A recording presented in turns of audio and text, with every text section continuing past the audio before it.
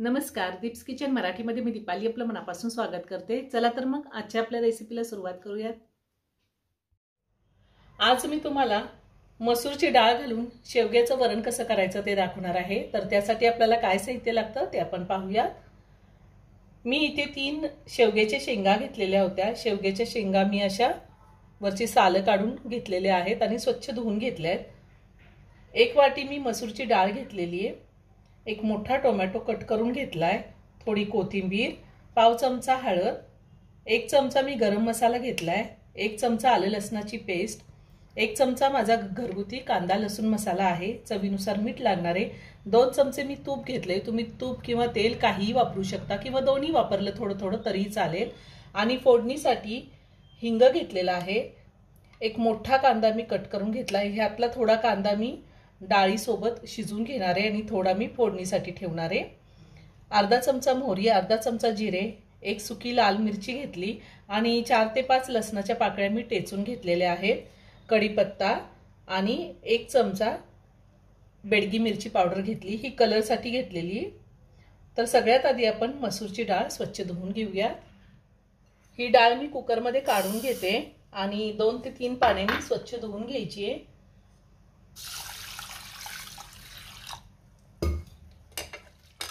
डाळ मी स्वच्छ धुवून घेतलेली आहे। आता ह्यामध्येच आपल्याला आपण जो हा मोठा एक कांदा कट करून घेतलेला आहे त्यातला अर्धा कांदा आता घालायचा आहे, अर्धा मी फोडणीसाठी ठेवणार आहे। टोमॅटो घालायचा आहे। टोमॅटो मी मोठा घेतला होता कारण ह्या डाळीमध्ये टोमॅटो जास्त असेल तर टेस्ट खूप छान येते। आले लसणाची पेस्ट, कांदा लसूण मसाला, गरम मसाला आणि शेवगा। शेवगा मी आधी स्वच्छ धुवून घेतलेला आहे। मी ह्या वाटीने 1 वाटी मसूरची डाळ घेतली होती, त्याच वाटीने आपल्याला 3 वाटी पाणी या डाळीमध्ये घालायचे। 1 2 आणि 3। आता आपण हे चमच्याने सगळं व्यवस्थित मिक्स करून घेऊया आणि कुकरचं झाकण लावून मी कुकरची फक्त 1 शिट्टी घेणार आहे। जर आपण कुकरची जास्त शिट्टी घेतली तर शेवग्याचा गाळ होईल, त्यामुळे फक्त 1 शिट्टी घेणार आहे। गॅसची फ्लेम मीडियम वर ठेवून मी कुकरची 1 शिट्टी होऊन दिली आणि 5 मिनिटं झालेली आहेत। गॅस बंद केलाय।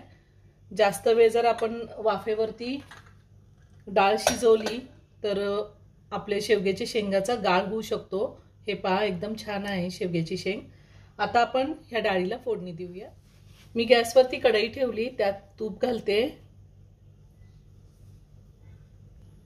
तूप गरम झाले, त्यात मोहरी आणि जिरे घालूयात। जिरे मोहरी छान तडतडली आहे, त्यातच मी कांदा घालते। कढीपत्ता घालायचा आहे, हिंग घालायचं आहे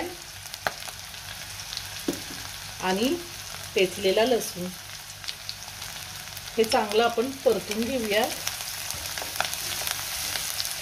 मी शेवगा डाळी सोबत शिजवून घेतलाय। तुम्हाला जर डाळी सोबत शेवगा शिजवायचा नसेल तर सेपरेट एका पातेल्यामध्ये शेवगा, त्यामध्ये थोडं पाणी घालायचंय आणि हळद घालायची आणि छान 5 मिनिटं शेवगा शिजवून घ्यायचा आहे।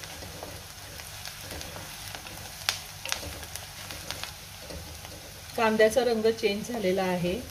आता ह्या टायमिंगला मी सुक्या लाल मिरच्या घेतल्या ते घालते। तुमच्याकडे जर सुकी मिरची नसेल तर तुम्ही हिरवी मिरची जरी घातली तरी चालेल किंवा नाही घातली तरी चालेल। आता ह्यातच आपल्याला बेडगी मिरची पावडर घालायची, ही मी कलरसाठी घेतलेली आहे। आणि जी डाळ आपण शिजवून घेतली ती डाळ घालायची।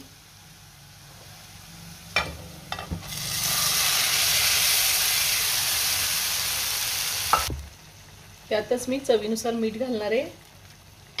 थोडी बारीक चिरलेली कोथिंबीर घालायची आहे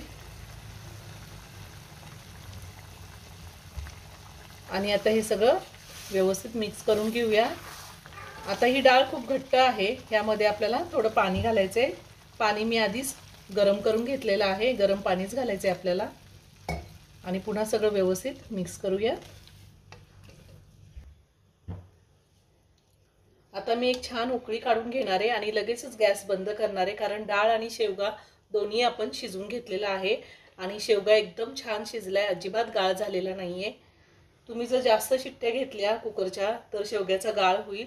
साधारण 2 ते 3 मिनिटं झालेले आहे। आपलं शेवग्याचं वरण तयार करून झाले। मी गॅस बंद करते आणि वरतून थोडी कोथिंबीर घालते आणि एका बाउलमध्ये हे शेवग्याचं वरण काढून घेते। खूप छान झाले, घरात छान सुगंध सुटलाय, इतकं सुंदर झालंय वरण। डाळ सुद्धा जास्त पातळ नाही आणि जास्त घट्टही नाही।